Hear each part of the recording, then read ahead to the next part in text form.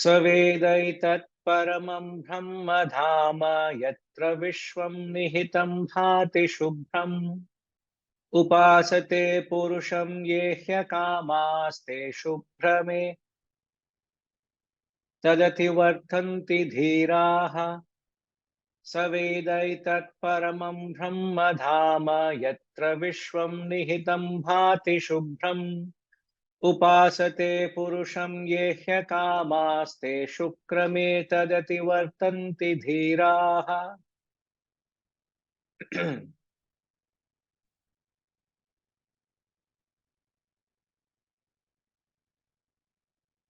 सवेदैतत् परमं ब्रह्म धाम. He knows this paramam dhama. Supreme dhama means abode.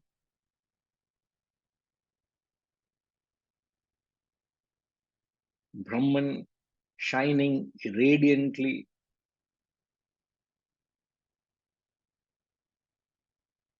On which the universe is superimposed.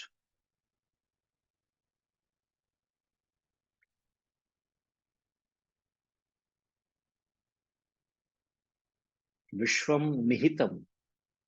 Nihitam means superimposed, is placed. But what is Brahman doing? Bhati Shubhram, shining radiantly. Those wise ones, te, ye means those,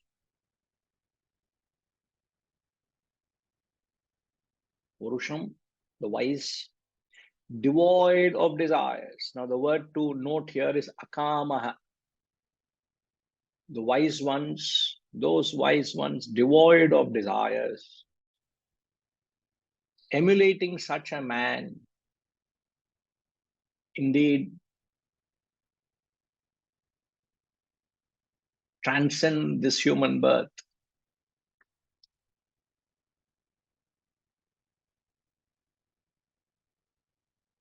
Ativartanti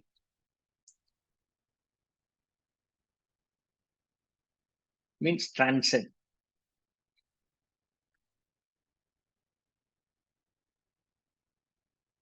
Saha Sahavedaitat Paramam Brahmadhama. He who knows this supreme abode. So the verse starts by saying, he who knows. The tone is in a singular sense, a singular tense. It's not plural. When he says in a singular tone, the suggestion is such people who know the supreme abode are very rare, very difficult to find such class of people. He who knows the supreme abode, what do they experience? The Brahman shining radiantly.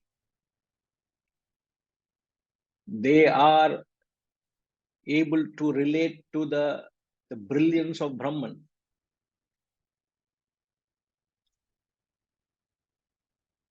We are completely ignorant of the existence of Brahman.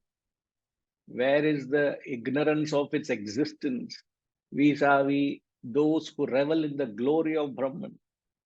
He who knows the supreme abode, on which the entire universe is superimposed.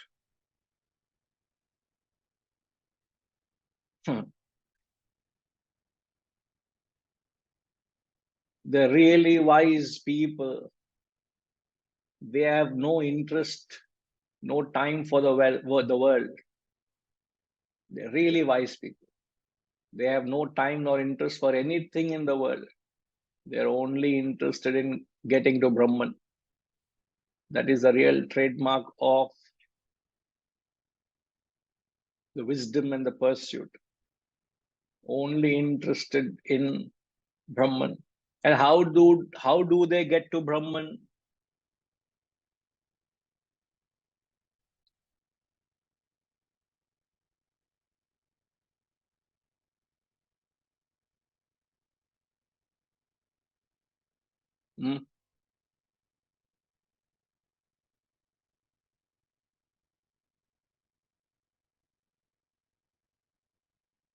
The wise ones have no time for the world. Anything in the world doesn't interest them. The best of things or the worst of things, to be frank, they say pass. They're not interested in it. Now the question is, how do they get to those who know the supreme abode? So the verse talking of two class of people. The first line of the mantra, he's talking about one who has already attained moksha.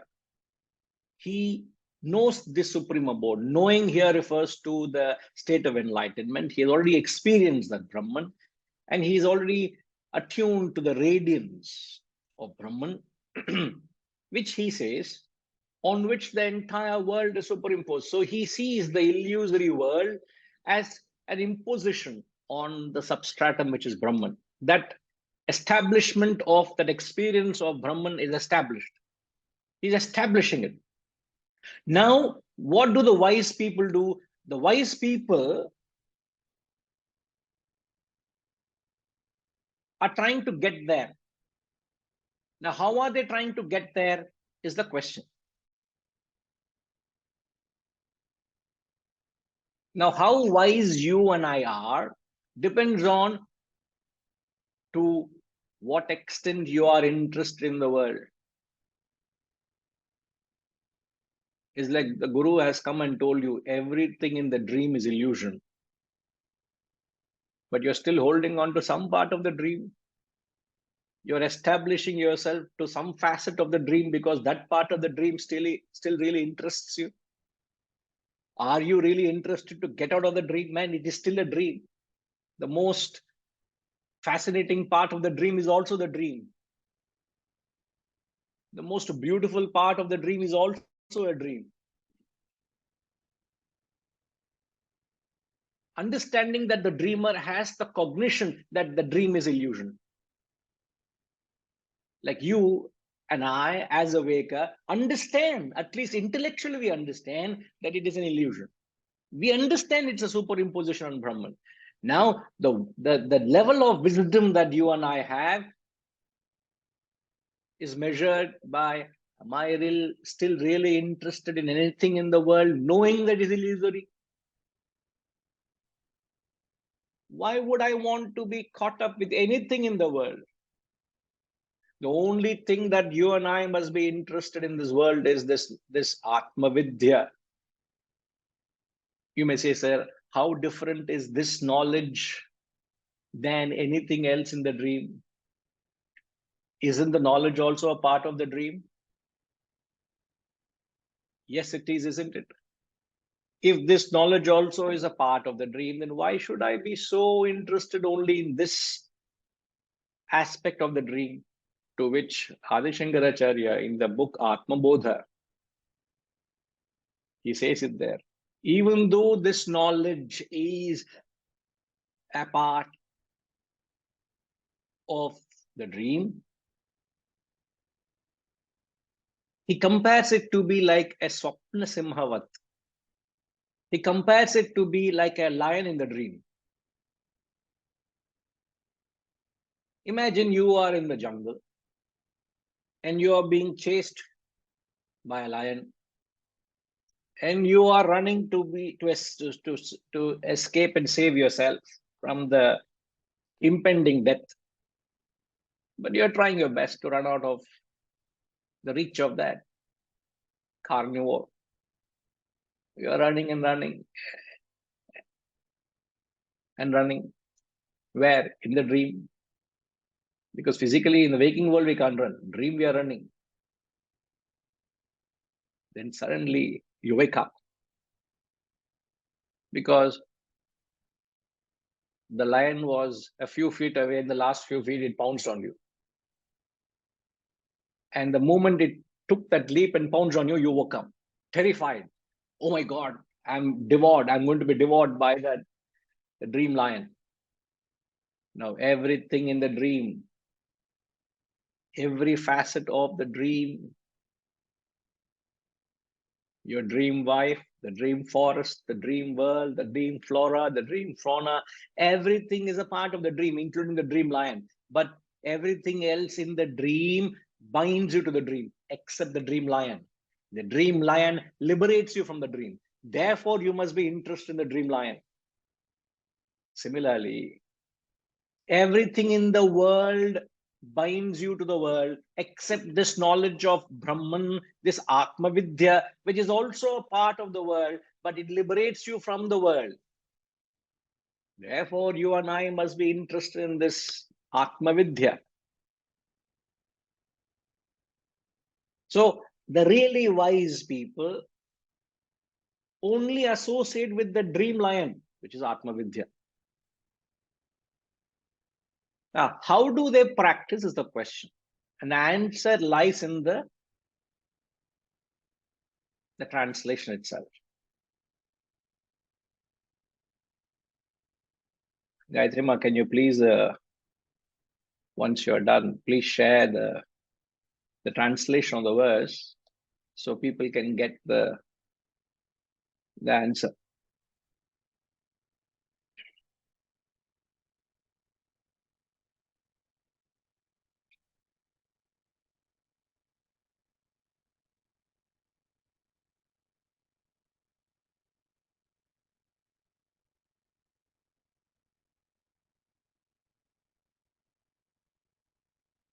Sinaji, welcome back. This little introduction is enough to warm you up. Please answer the question.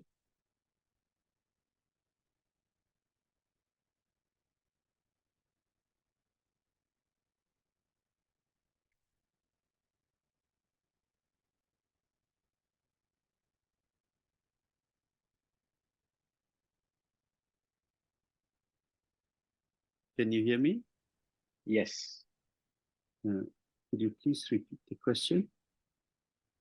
I knew you will ask this. And I'm not going to repeat the question. That means you've not been concentrating. Have you been concentrating?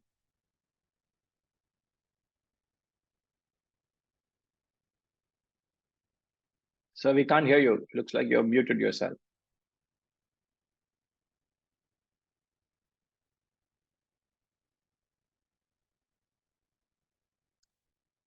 Yeah. Can you hear me now? Yes. Yeah, I was concentrating, but there were questions within questions, so I would like to clarify the question. The question is, how do the wise liberate themselves from the world? So it's interesting that a little bit below it says that the chapter declares that one attains what one pursues, material or spiritual. And this sentence alone seems very powerful to me because it's so logical and down to earth to say that whatever you pursue, you will attain, material or spiritual. And I suppose I would answer the question to say that if we attach ourselves to this vehicle, which is the vehicle to take us away, to take us through this gap of dream versus reality, this knowledge being the vehicle will help us to cross over. Not sure if that answers the question. Which is the way of the wise.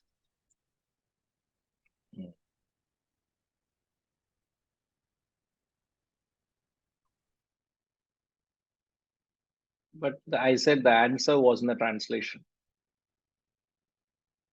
So if you could refer to the translation once again for your benefit, the translation will be shared.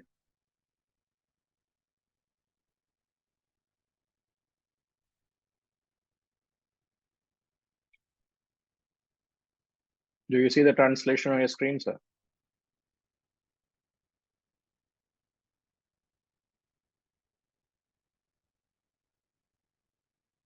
Why do you keep muting yourself? Never mind. We will go to the better half. Amitama, please keep him muted. Don't unmute him.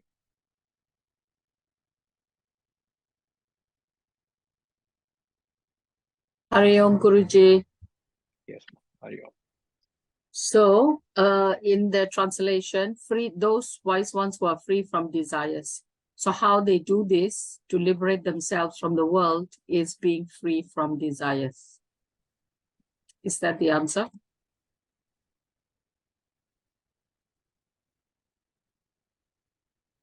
Mm-hmm.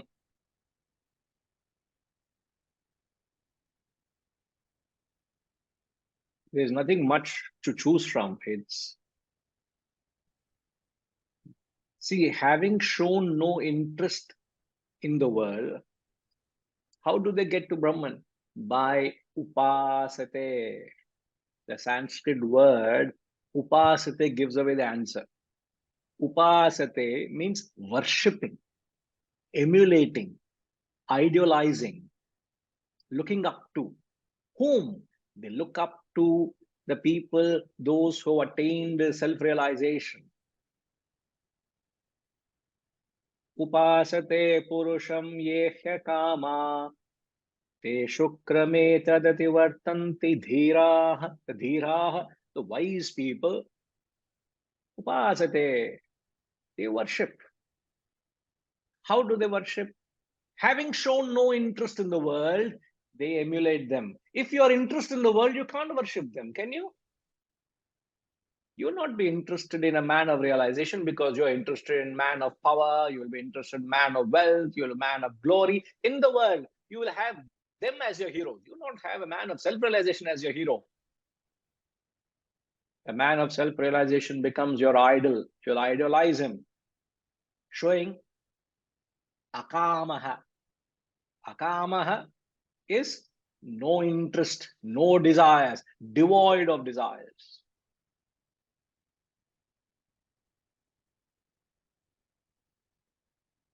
Now, interestingly,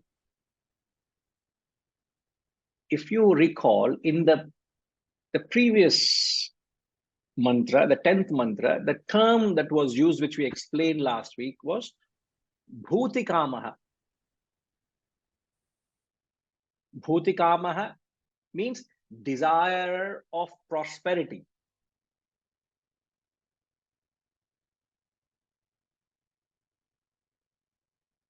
In the previous mantra, we said desire of prosperity, and then we explained a purified mind can get whatever it wants, isn't it? Before it attains self-realization, whatever a purified mind desires, not desire as a desire, but we said as a mere sankalpa. The mere sankalpa is enough to satisfy or fulfill a prosperity, whatever prosperity you seek. So in the previous mantra, he said bhuti kamaha. In this mantra, he said akamaha. So even in the last mantra, that man is interested in self-realization. As in this mantra also, this man is interested in self-realization because upasate is worshipping. But sometimes as a slip, perhaps, a passing sankalpa comes, a passing thought comes, and that passing sankalpa or a passing thought is enough to fulfill all the desires of prosperity. The person is such highly evolved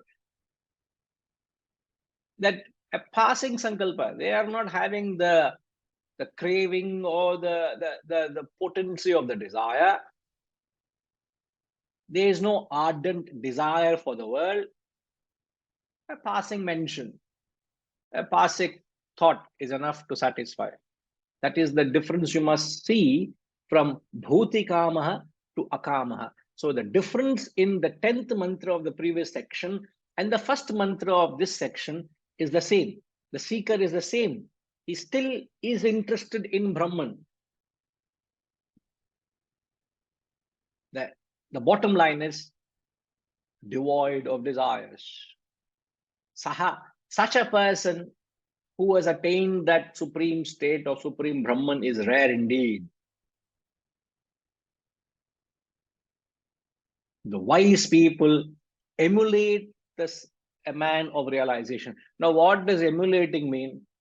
Emulating doesn't mean putting their calendars or putting their photographs and putting their life-size pictures or real statues of their personality life-size and start praying them. It is not a personality worship or a personality addiction. It is not an infatuation to a personality or a form. What does emulating a realized soul means? Obviously, it does not mean doing what they did. As we are cautioned, you must separate the teachings from the personality. In Vedantic studies, we are cautioned that spiritual practitioners should not emulate the lifestyle of a guru, should not copy the life of a guru. And yet people get awed by autobiography of a person. If somebody comes and says, I have been reading autobiography of a so-and-so, I say, you're doing the wrong reading. Why should you read what that Swami did, where he went, where he stayed, how he lived, how he did? Why are you interested in what he did? Which guru will be your standard? Oh, my guru is my inspiration. I will follow him. On what basis you choose? All are realized souls. Which guru you choose? Because what is contrasting is all the gurus, when you look at their lives, the lifestyle and the path they took to realization is quite contrasting, isn't it? Contrasting, at times contradictory. So which guru is a standard to follow for all spiritual seekers if you take it as a norm? But if you take a preference of one over the other, it's your infatuation. Remember this. So be very careful when you talk to a wise man. They will decode you, they will x-ray you, they'll do MRI of your words to tell. I instantly would know if somebody is talking in a particular tone of a particular thing. I know this person is terribly attached to some form or something. It's not easy to assess, very easy to gauge. So the way people uphold a certain personality in they hold it in high regard, or they keep overly emphasizing or overwhelmed by a personality. In fact, in short, if you're overwhelmed by a personality, in fact, invariably means you're attached to the personality. Remember that. That means you're worshipping the personality. Worshipping the personality, we use neutral words. Worshipping the personality does not mean personality worship. So it is not, so this is clearly drawn in fact, these are the fundamentals of Vedanta. The fundamentals of Vedanta is separate the personality from the teachings. So if you want to emulate or worship or upasate, the very word upasate comes from upasana, upa-asana. The Sanskrit word upasana comes from upasate, comes from upasana. Now, upasana is two words. Upa means near, asana means to sit. Upasana is to sit near a teacher, is to sit near a guru, to gain his perception, to gain his vision. That doesn't literally mean you have to come and sit next to him or on his lap. The closest you sit to him, you will get his vision, no? I don't have to do that. It is only a symbolic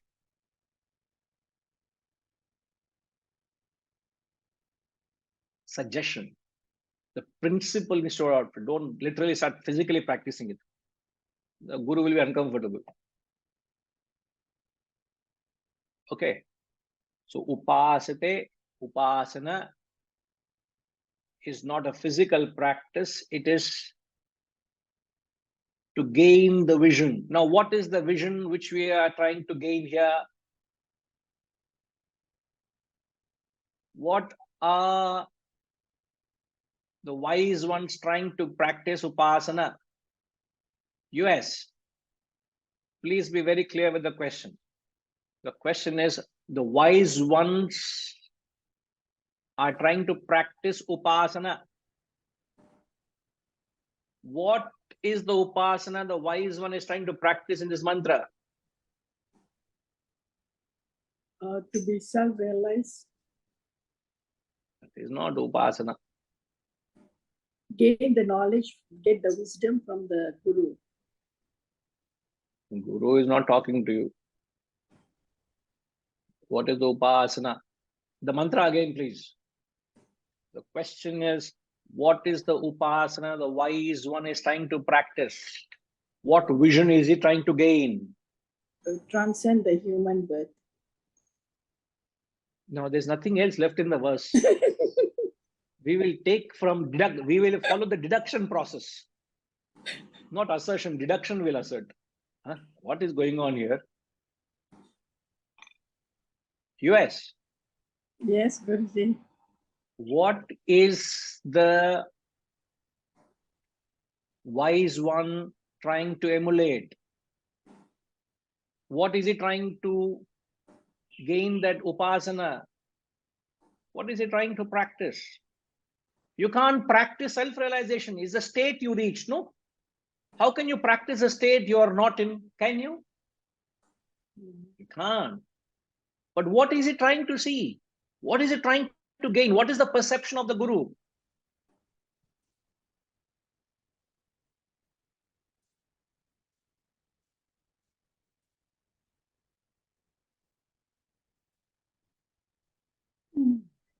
Yatra Vishwam Nihitam.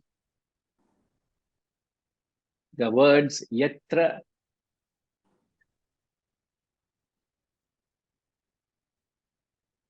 Nihitam Vishwam, on which Yatra Vishwam Nihitam, on which the universe is placed, on which the universe is superimposed. The perception the wise are trying to see is that the world is mere superimposition on Brahman. The world is not the reality, it is just a superimposition. Isn't that the perception of the Guru? Realizing that it's a superimposition, they understand the supreme abode, the Brahman, isn't it? You see what we are trying to get at. So when the Guru is spelling it out, he knows the supreme abode, the Brahman, which is shining radiantly, on which the universe is superimposed. So the wise one are practicing upasana to gain that vision of the Guru. In fact, isn't this the highest declaration? The highest declaration of Vedantic Gurus is Brahma Satyam Jagat Mithya. Brahman alone is real. The world is an illusion.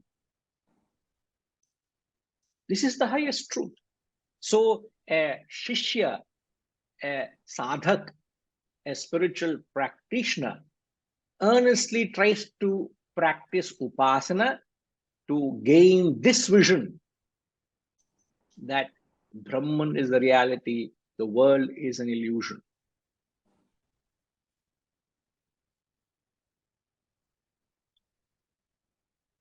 Isn't it, Ma?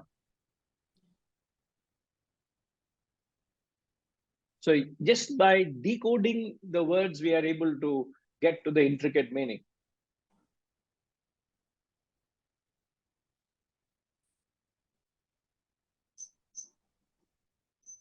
Akamaha, devoid of desires.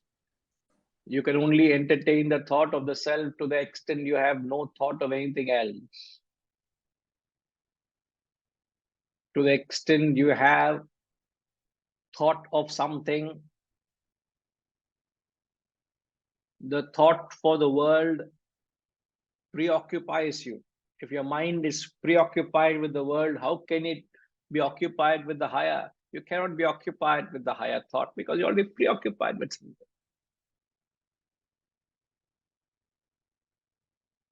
So you cannot have any occupation.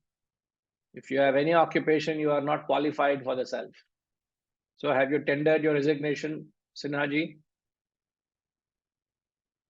Only those who have tendered their resignation, submitted their resignations, are qualified for Brahma Vidya.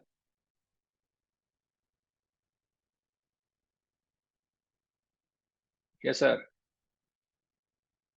I've tendered my resignation, but I'm not sure it's accepted. Uh, the application is in process, I suppose. Guruji, I have a question. Yes, sir. In this particular sentence, unless semantics is involved, the word superimpose seems inappropriate when we use it subsequently with the word Brahman. When he is the all-pervading, omnipresent, I am not getting the full meaning of how the world can be superimposed upon him. So I suppose my question here is that in order to visualize a journey between the state of Maya towards Brahman, we need to, is it that we need to pivot on this Maya, realize that it is only Maya, and then move towards him? Whereas Maya itself was created by him. So as we pivot towards him using Maya, we are already experiencing a state where he is present. I'm not sure if my question is clear. Sir, the first principle I would request you to follow is don't explain your question. Everybody would get lost, including me. Never explain until explanation is sought. Phrase your question and leave it for it to be understood. So can you phrase a question in a single line so that we all can follow it? What are you asking?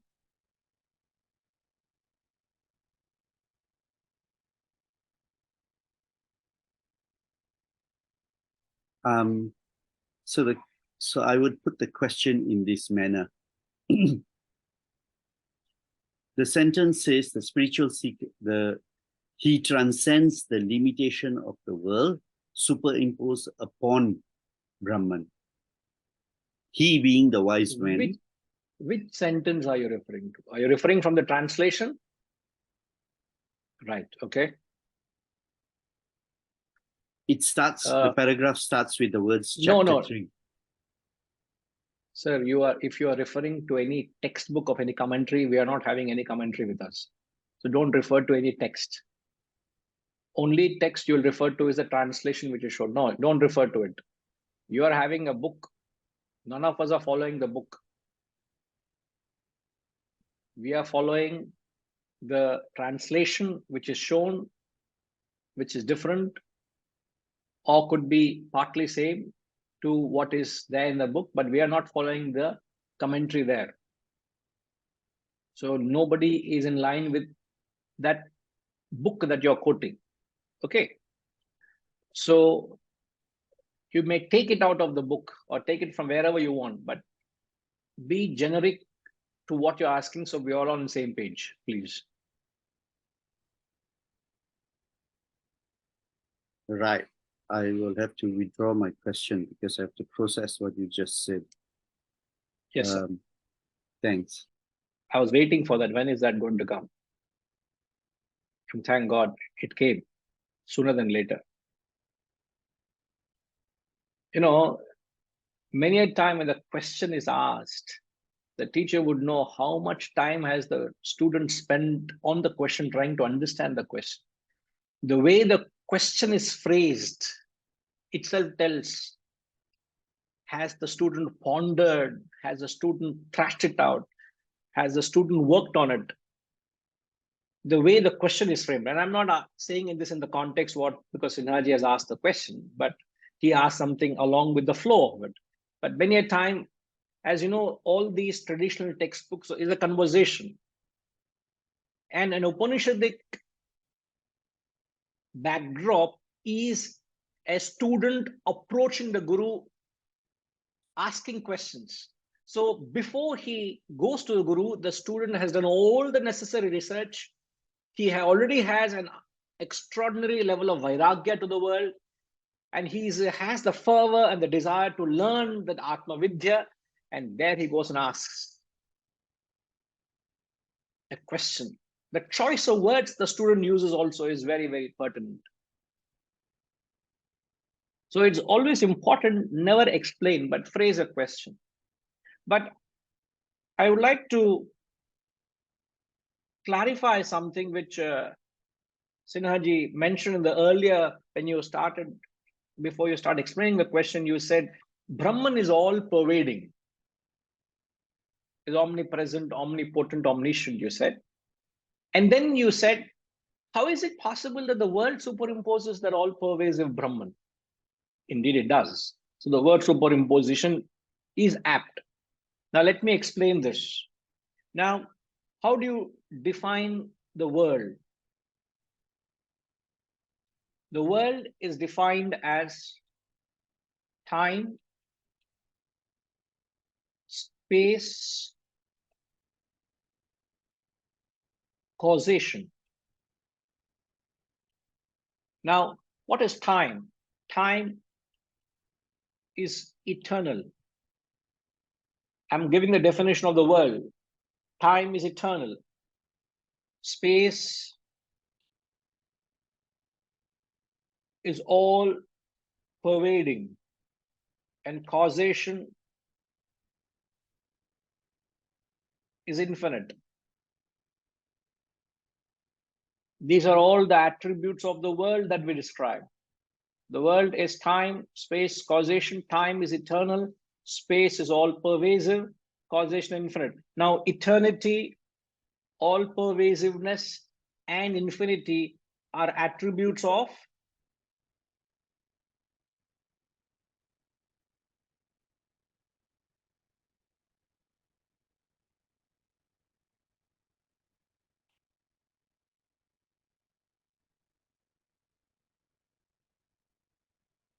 Brahman.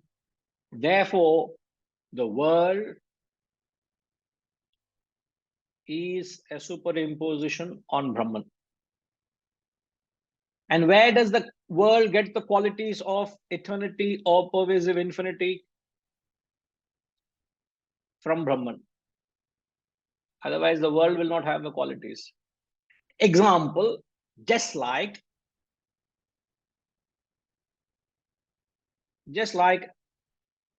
a boy sees a snake.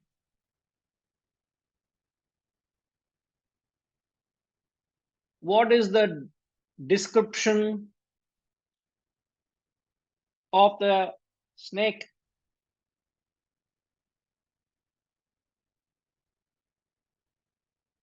He describes the snake as 5 feet long,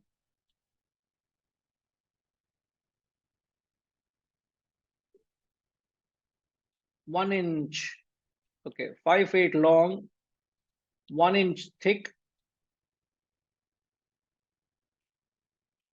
brown color, coiled. This is the description of the snake given by the boy. Now, where did the qualities of this snake come from?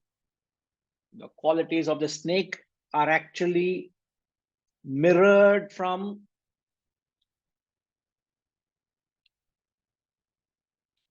the rope, isn't it? Because the rope is 5 feet long. The rope was 1 inch thick. The rope was brown in color, and the rope was coiled and placed in the corner there in the backyard. So the qualities of the rope are superimposed on the snake.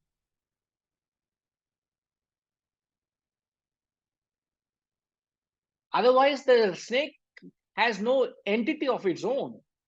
The snake is borrowing the qualities of the rope. Exactly the same way. Exactly the same way. World is borrowing the qualities of Brahman. Therefore, the universe is just a superimposition on Brahman. I tell you, it's a fascinating, outstanding logic. It's just so picture perfect. You can keep contemplating the rest of your life. You will not find a flaw in this argument. It's just picture perfect.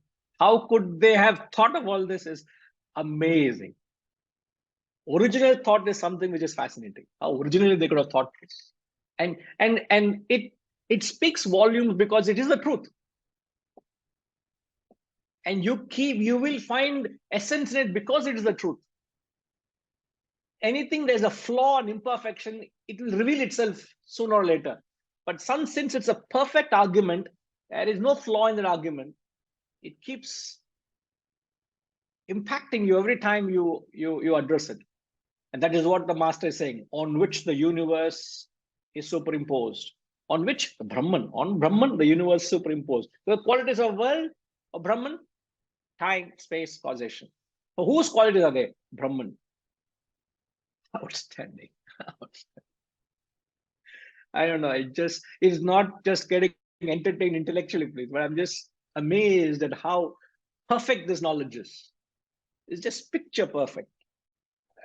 And if I'm in any way enthralled by this profound idea, is because of constantly asserting the truth, constantly reflecting, keep remembering, and then suddenly the truth hidden starts impacting you.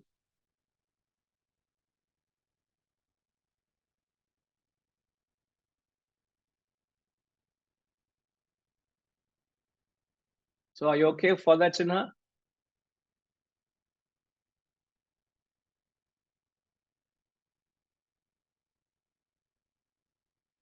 Yes, thank you, Guruji.